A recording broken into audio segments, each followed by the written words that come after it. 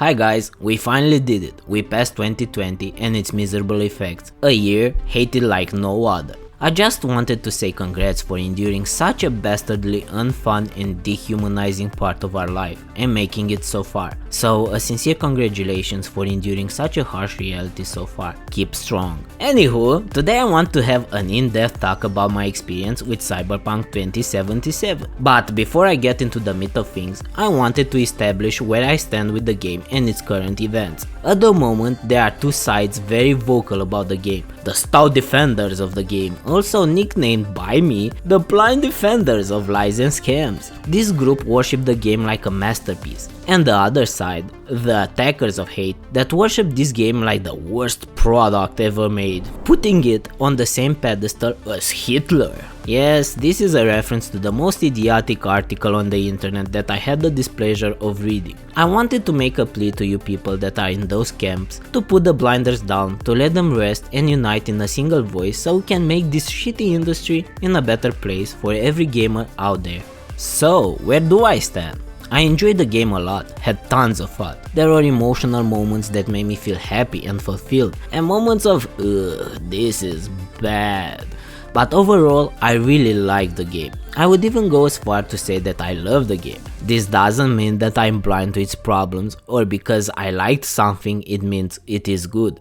I pride myself on being able to detach myself from things that I love or hate, to not be blinded by my own emotions to the state of how things are in reality. As an example, I hate Divinity Original Sin 2. It's the most boring game I ever played. It's so bad that I found nothing enjoyable in that game. The only reason I almost finished the game is because I treasure the time I spend with my friends. If my friends never played this game, I would have never been able to pass forward to joy. But even though I really despise the experience I have with this game, I can say with certainty that Divinity Original Sin 2 is a great RPG, one of the best out there, and despite the fact that I hate it, I can recognize how good this game truly is. I truly believe and hold Divinity to a masterpiece degree. What I'm trying to say is that I do not let myself be blinded by my own bias and feelings. I just wanted to make this accolade because I think it's important for people to know where the speaker is coming from and the state of mind he/she is in before starting a conversation. Anywho, let's get started.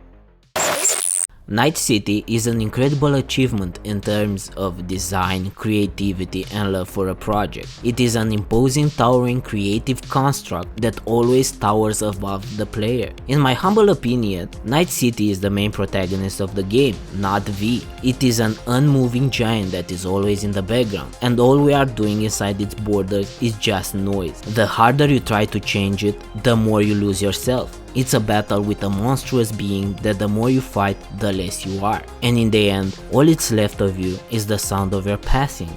The city is incredible in so many ways. It has a lot of verticality, its geometry is insane. I really love the look of it. Every corner has something you can see. Neon signs everywhere, crazy ads everywhere that depict the monopoly that the corporate world has over the populace. And in many ways, it's full of life. There are places in this city that I visited where I felt like a tourist.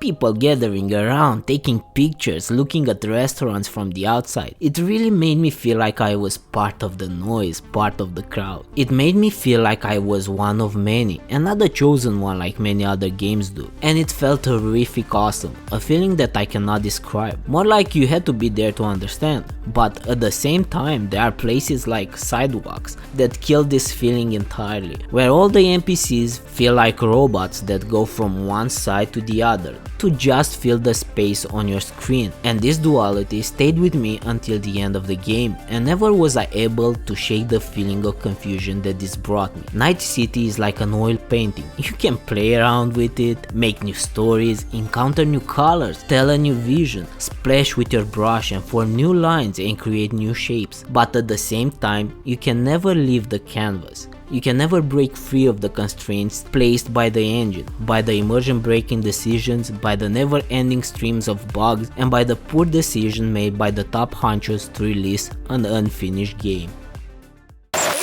This is the part where it made me use the word disappointment. There is almost no world building in this game. There is nothing that made me feel like this game is a cyberpunk fantasy except visuals. The only world building in this game is through visuals and some poor written text thrown around the game world. It makes no effort at world building in an RPG game, and that is disappointing. Where are my backstories? Where are my exposition NPCs? Where is the history? Where is the story behind the districts and gangs? Where are the religious sects that the texts talk about? They could put museums in the city that teach the players about the history of the world, but there is nothing except some summaries about some wars and the creation of the net, and that's about it. I never felt drawn inside the game world. The immersion was never there. It's really poorly done and a far cry from the original Witcher series that made CDPR blip on the map. It's like they forgot one of the most important fundamentals of RPGs, world building. It's truly poorly done. It's actually very disappointing. Look at Pillars of Eternity, how well the world building was done with history, different cultures, and you can tell them apart by accent, clothing, and overall dialogue. Please work on the world building. In its current form,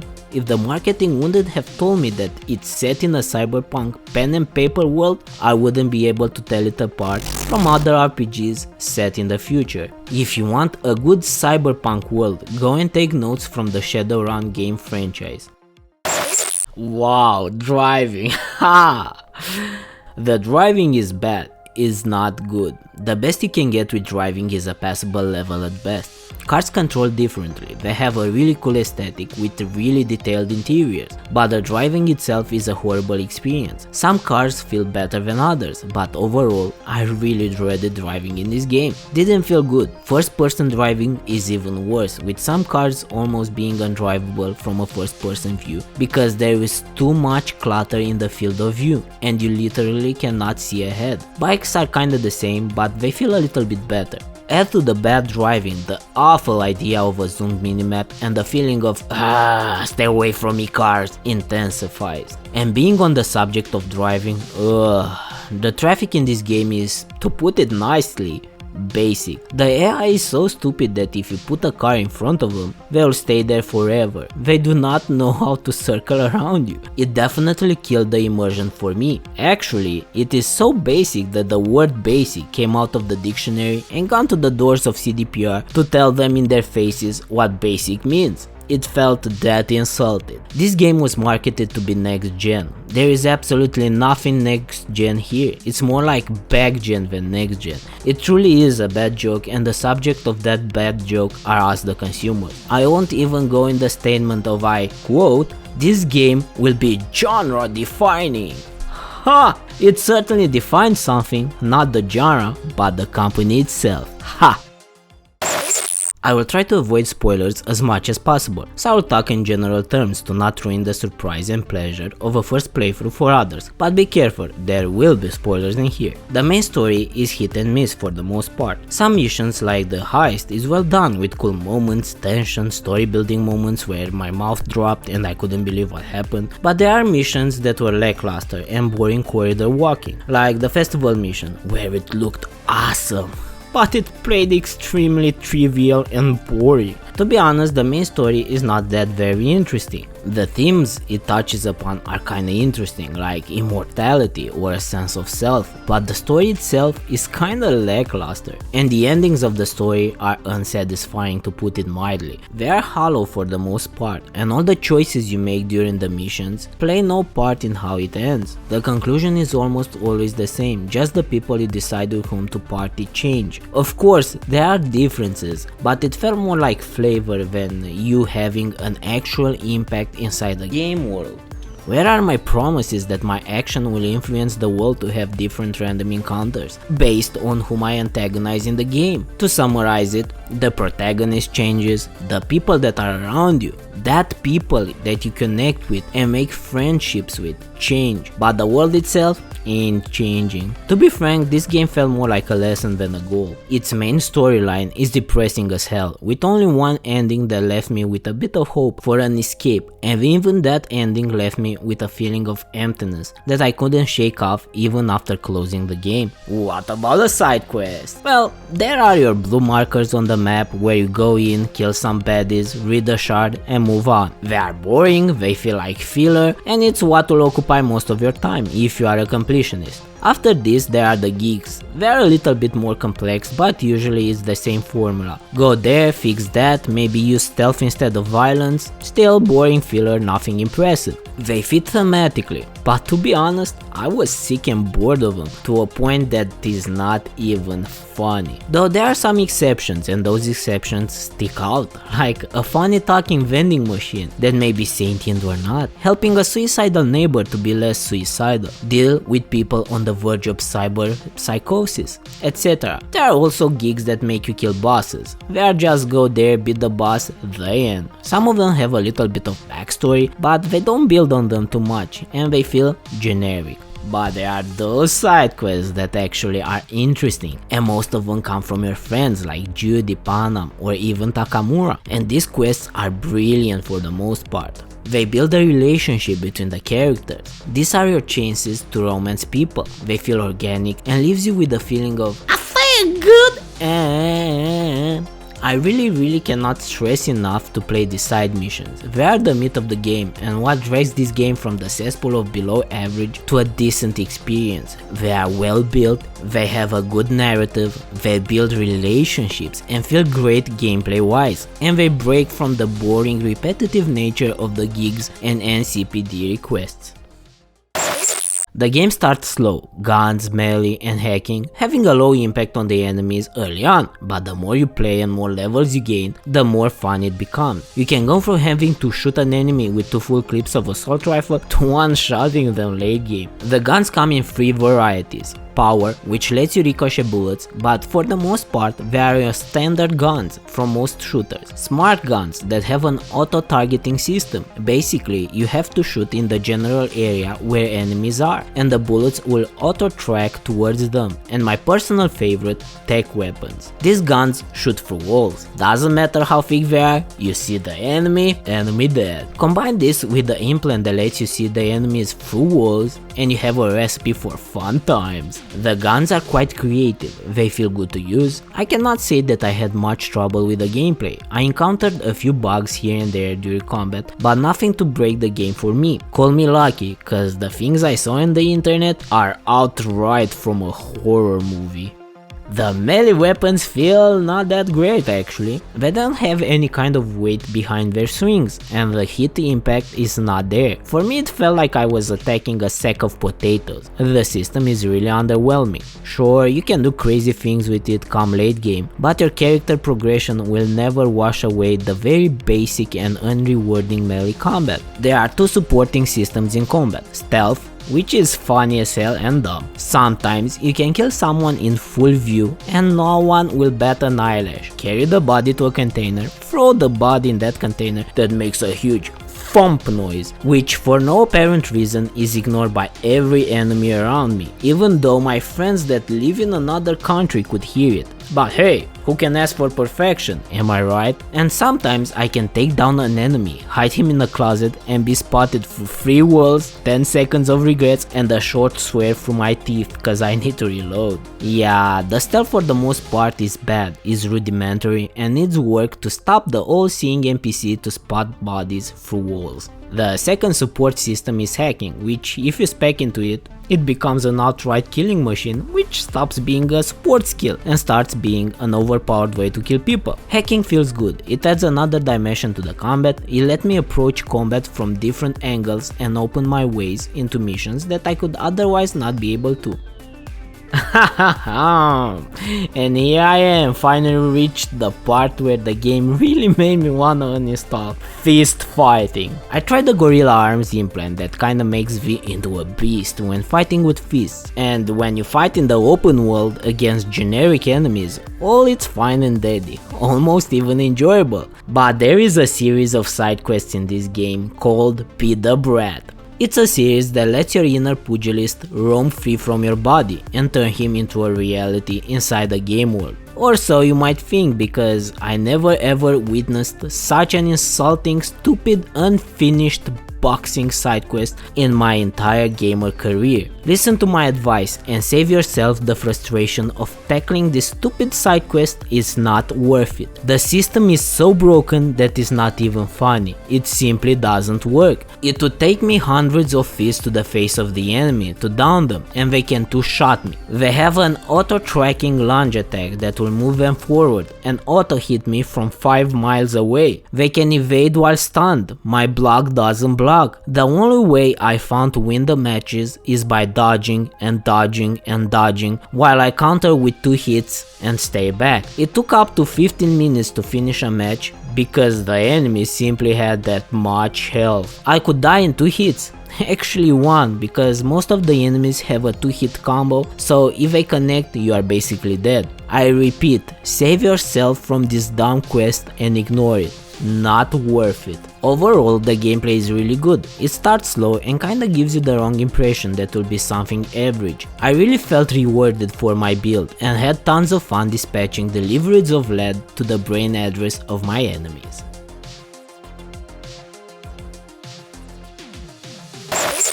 The characters are the stars of the show. From their design to the relationship they build with V, they stand out. There are some amazing designs to be had, even with minor side characters. They feel alive with their own personalities. The most memorable moments in this game, for me, were side missions where you get to meet these characters and have a chance to build a friendship or even romance them. These moments are by far the best thing the game has to offer. Sadly, they are kinda few and far between, but when I started experiencing them, I kinda couldn't stop playing. They feel organic.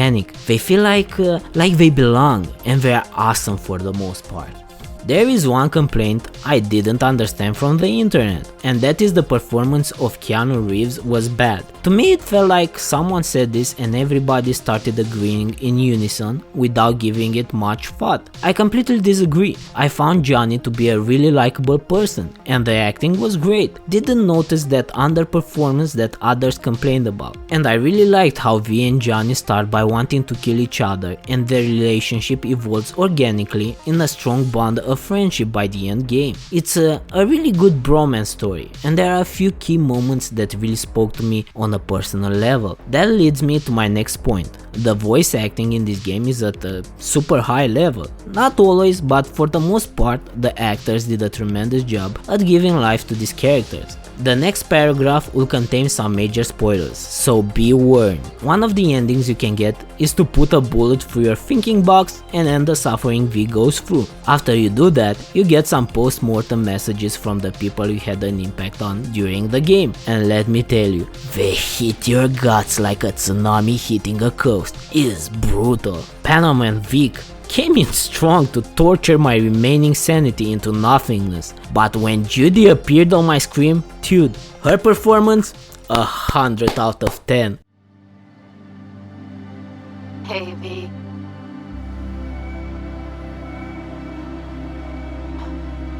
I was thinking about you the other day, and I thought I'd just give you a call. I know it's pointless, but once upon a time people were talking to graves and nobody batted an eyelid, right? When I said I was thinking about you, I meant a lot. About everything you did. And I guess I get it. Why you wanted to leave this place once and for all. But still, V. Did you even think about, what happens when...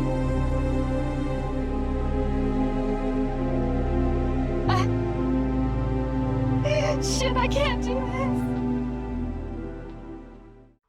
By the end she finished with my feelings, I was like, I'm sorry Judy, I'll never put a bullet to my brain again, I'm sorry. Drama aside, I really enjoyed the performance all actors put in the game, and the scene building the devs did with them was really great. Like I said before, this was the best part of the game for me.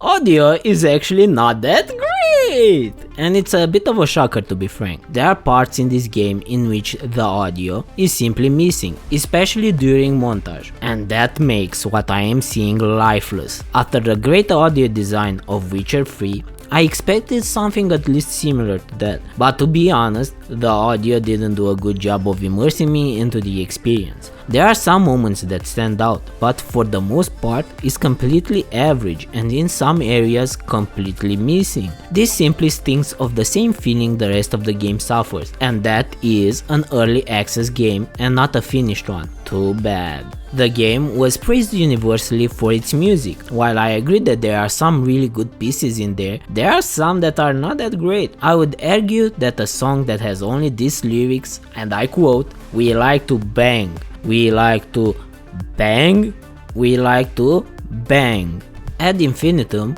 is not a good song. Hey, maybe it's something wrong with me, but I didn't find all the music to be on the same level as the hype created by those that praised it. And where the hell is my synthwave? The most common associated type of music with Cyberpunk. There are plenty of artists on YouTube that do this type of music and is insanely good. Why don't we have more of that? Sadly, the audio of Cyberpunk is plagued by the same disease that crept inside the core elements of this product, and that is an unfinished game. A very dangerous disease that plagues the entirety of the AAA industry, and the best cure and vaccine we can hope for this is us, the gamers. Loot. There is a lot of loot in this game. I would argue that there is too much loot in this game, and most of it is just clutter to give the impression of a lot. I found out that looting in this game is annoying and kind of a chore. Instead of being like, ooh, shinies, I want them. It's more like, ugh. I need to roleplay like the janitor of Cyberpunk and clear another area of the trash it accumulated in my passing. While there are iconic and unique items in this game, most of the loot is just vendor fodder. While I understand the importance of basic items to be looted, it's just overdone, and the mechanics of looting itself is kinda broken. If there are two items that are close to each other, it's kinda hard to pick the item you want, and usually you need to pick both of them just to have the one you wanted. I never expected or wanted for Cyberpunk to be a looter shooter, but in the end it's what we got. I don't necessarily think it's a good or bad thing, it just is. I just hope in the future this feature will be looked at and tweaked to reflect a more fun approach to the game than I need to loot again. Oh boy, the themes the game touches upon tickle my philosophical brain in ways I cannot describe. Just joking and over dramatizing, of course, but to be honest, there are some themes that plague my mind since I first watched Ghost in the Shell, and the side quest with the Perales family just refreshed the memory for me. What this family goes through can be described as a simulated experience in which their memories are false, are simulated, and things that they remember never took place. And this raises some questions. Who are we truly? If we can alter our experiences to something that never existed and experience them as being true, are we still us? For example, if I had a wife and I have memories of her having kids and a happy life, but one day I'll wake up and find out that those memories were never a reality and that never happened in my life, would that be a lie? Would that be someone else or myself? Are we actually only information? Are dreams a simultaneous reality and fantasy? Is this all we are? A machine that gathers information that one day would expire? Are we humans, individuals, just because of our memories? A memory cannot truly be defined. Sure, we can describe it in general terms, but we cannot fully grasp the concept of a memory. And memories are something that defines humanity. What about existence? We are at a very advanced state in our technology and mind, but we still cannot explain existence and life. Will we ever be able to? I don't know. These questions and realities create a lot of paradoxes, but I know one thing with certainty: they are fascinating. There is a really beautiful moment in this game that circles back to the beginning, and that moment is with Vic. You see, Vic watches a boxing match during the game, and at some point I asked him about it. What he said kinda blew my mind. It's just a recording. The match always had the same outcome no matter what. So why did Vic watch this match over and over again? And his response was somewhere along these lines. I guess I'm just trying to see what he did wrong, where he made the mistake. So far, the only thing I've come up with is he got into the ring with a bigger opponent, but it's hard to call that a mistake. And that is when I realized that the same happened to V and Jackie. They got in the ring with someone they cannot really handle and paid dearly for that mistake. This game is not about hope, it's not about doing the impossible, it's more about teaching a lesson, and that lesson is depressing as all hell. No matter what you do in this game, in the end you still lose. There are no happy endings here, just the faint smell of your regrets in the air. I felt like all the time I played the game, I had this question slowly building in my mind. What is consciousness? Why, you might ask? Well, be careful, I'll drop a huge spoiler here, so if you want to avoid it, now is the time to click away. During the game, V dies. He is dead twice actually, once at the hand of Dexter and once at the end of the game when he connects to Mikoshi, and Alt uses Soul Killer to create a construct of V. At this moment, the V you played all this game is dead, gone, arrivederci. What remains in this stead is a digital copy. It's not V that will only live for 6 months, it's the digital copy. So here is the question: if it acts like you, behaves like you, looks like you, and remembers everything you did, it has all your memories, feelings, way of thinking, does it mean it's you? I don't know how to answer this. To me it sounds like a paradox, something of an impossibility, but who truly knows? Anywho, this is a game full of illusion of choice, with memorable moments, bugs that never should exist, incredible characters, themes that made my brain boil with the uncertainty of ever finding an answer, and the disappointment of greed. A question I had about this game that I cannot truly answer: is it a scam? The answer only can stay with you. There is no one else that can answer it for you. But for me personally, this game should have never existed in the first place in its current form. That's about it for today. Hope you enjoy my little take on this game, and I'm quite curious on your take on the game. Until next time, stay safe.